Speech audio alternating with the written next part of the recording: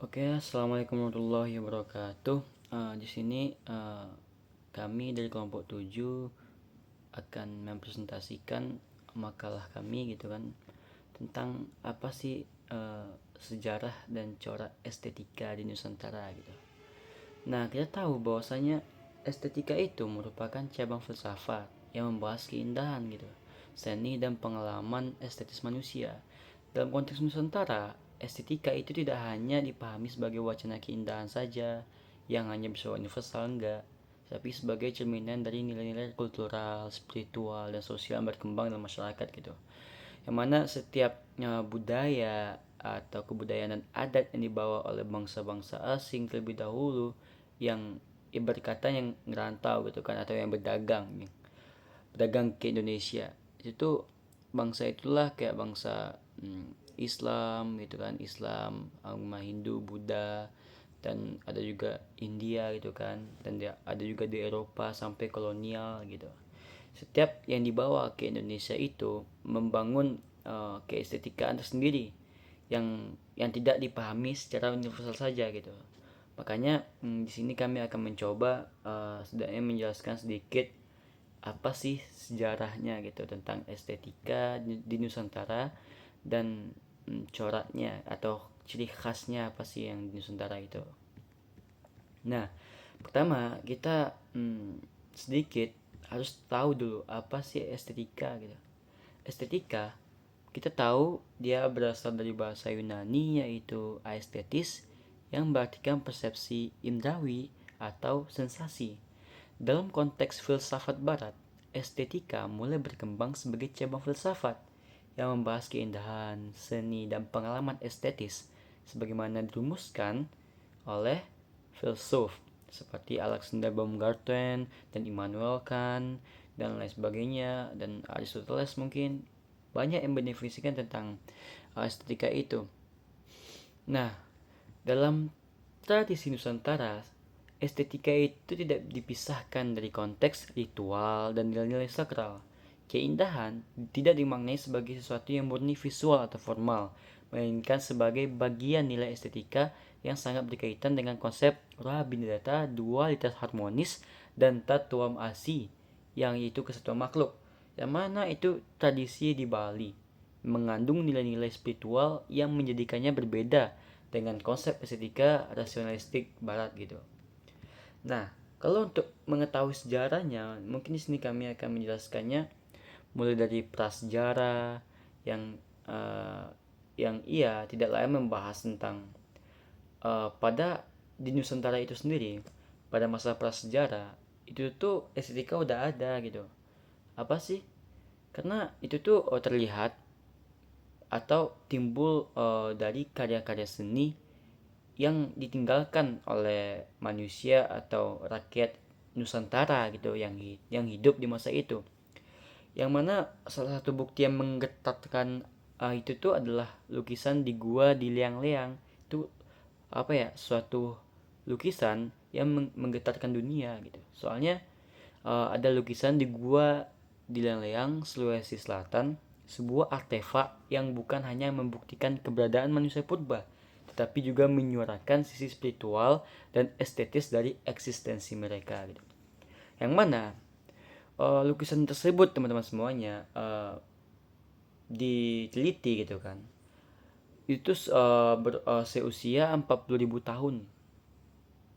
Yang mana lukisan itu tuh nggak hanya sekedar lukisan di dinding batu, tapi ada jejak jiwa gitu, narasi visual tentang bagaimana manusia kala itu melihat dirinya dan lingkungannya yang dituangkan dalam gambar telapak tangan dan hewan seperti rusa. Nah, mari kita bayangkan gitu, kayak nggak mungkin gitu kan, bisa nggak orang di kala itu gitu kan, atau manusia hidup di masa itu tuh melukis gitu kan, bahkan orang-orang itu melukis dulunya di batu gitu. Nah, itu tuh bentuk keestetikaan yang memang murni pure dari Nusantara gitu. Itu jejak peninggalannya. Nah, kemudian nih kita singkatnya ya, kita masuk ke zaman nanti ini, zaman kerajaan Hindu Buddha.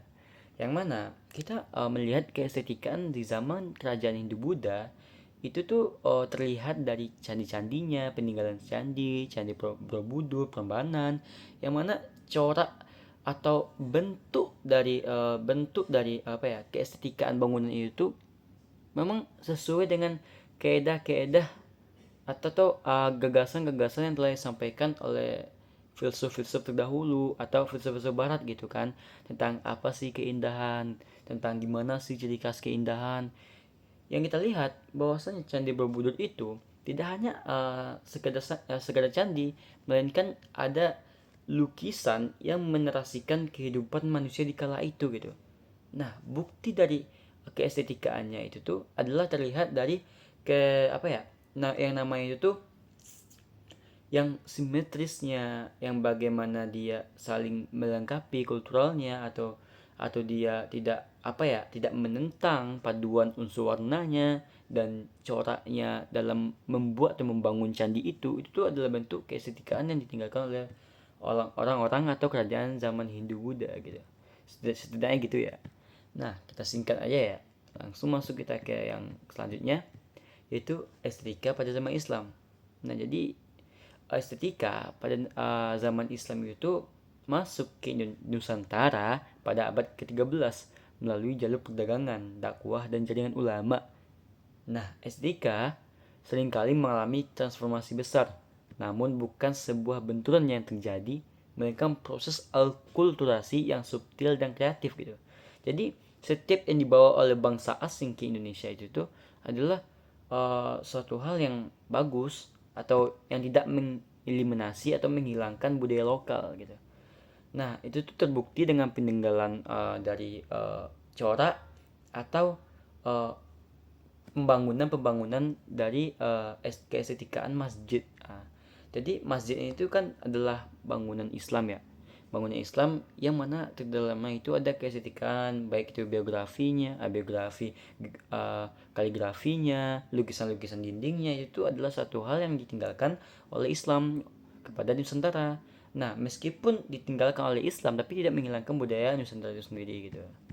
Nah, kita singkat lanjut ke masa selanjutnya, itu zaman kolonial ya. Yang mana pada zaman kolonial ini banyak tuh muncul gitu kan suatu lukisan yang dibuat oleh para pejuang di kala itu, yang mana lukisan itu tuh dibuat untuk menceritakan gitu betapa susahnya hidup hidup pada masa penjajahan, atau betapa disiksanya rakyat Indonesia gitu ketika dijajah oleh bangsa luar gitu. Nah, jadi dari lukisan itu mengungkapkan keestetikaannya gitu. Keestetikaannya itu adalah makna kehidupan yang dihasilkan dari itu. Nah, mungkin sekian ya tentang sejarah. Mungkin yang lebih lengkapnya kita akan diskusikan nanti di kelas. Ya, selanjutnya itu tentang corak atau ciri khas estetika di Nusantara yang akan disampaikan oleh saudara kita, yaitu Yafi. Kepadanya kita persilakan. Baik, materi selanjutnya yaitu tentang ciri khas estetika di Nusantara. Nah, yang pertama itu adalah simbolis dan bermakna filosofis. Estetika di Nusantara sangat erat dengan makna simbolik, di mana setiap motif visual menyeratkan pesan yang mendalam dan sering berkaitan dengan nilai-nilai adat, spiritualitas, dan kosmologi. Misalnya, batik Bledak Pacitan yang menggambarkan flora dan fauna sebagai simbol kebersihan desa dan legitimasi sosial dalam masyarakat, bukan hanya sekedar hiasan estetis. Demikian pula motif batik khas Wonosobo seperti lereng dan tunggul madia digunakan untuk menyampaikan filosofi kepemimpinan, kebersamaan, dan nilai religius masyarakat lokal. Lalu ciri yang selanjutnya itu kesatuan fungsi dan estetika. Nah, dalam seni Nusantara, fungsi dan estetika tidak dipisahkan. Karya seni tidak hanya dilihat indah, tetapi juga bermakna dan digunakan dalam konteks tertentu. Contohnya, batik bintang laut khas Pekalongan yang dirancang dengan kombinasi warna biru tua dan muda. Tidak hanya untuk keindahan, tetapi juga untuk fleksibilitas penggunaan sehari-hari yang tetap estetis dan praktis. Batik Wonosobo pun memiliki fungsi simbolik dan dalam struktur sosial, misalnya sinjang atau ikat pinggang, sebagai lambang pemimpin atau anggota masyarakat religius. Lalu ciri yang selanjutnya itu harmoni, kesatuan, dan keseimbangan. Estetika di Nusantara menjunjung tinggi prinsip harmoni. Misalnya batik sekar jagat dari Yogyakarta menampilkan keseimbangan antara bentuk geometris dan naturalis dengan paduan warna dan isen atau hiasan detail yang teratur dan berimbang. Sementara itu, motif Dago Besaung dalam Songket Palembang memperlihatkan komposisi harmonis antara motif utama, hiasan detail, dan pengisi. Semuanya ditenun dengan struktur ritmis dan berulang yang estetis. Lalu ciri yang selanjutnya itu keterikatan dengan alam dan lingkungan lokal. Nah, estetika Nusantara banyak mengambil inspirasi dari alam sekitar. Batik Cianjur misalnya, mencerminkan lanskap alam dan kehidupan masyarakat setempat, menjadikan kain batik sebagai media ekspresi nilai budaya sekaligus pelestarian lingkungan. Hal serupa terlihat dalam seni pertunjukan tari Suramadu, yang menggunakan unsur estetis dan etis Madura dan Surabaya serta warna-warna khas alam lokal dalam busana dan properti pentas. Lalu ciri yang selanjutnya komunal dan kontekstual. Estetika di Nusantara tumbuh dalam konteks kolektif dan tidak bersifat individual.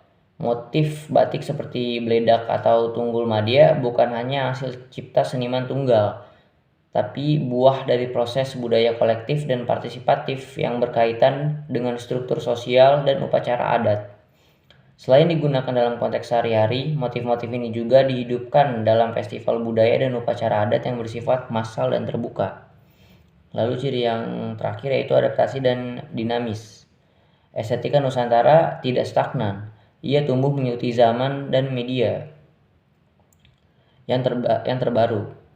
Batik Saunggaling dari Surabaya misalnya merupakan bentuk modern dari simbol pahlawan lokal yang dikemas dengan teknik batik kontemporer yang tetap serat makna. Tren batik abstrak juga menjadi bukti bahwa pola biomorfis dan komposisi informal dalam batik tetap mengacu pada prinsip-prinsip visual khas Nusantara yang menekankan kesatuan dan ekspresi. Sekian materi dari saya.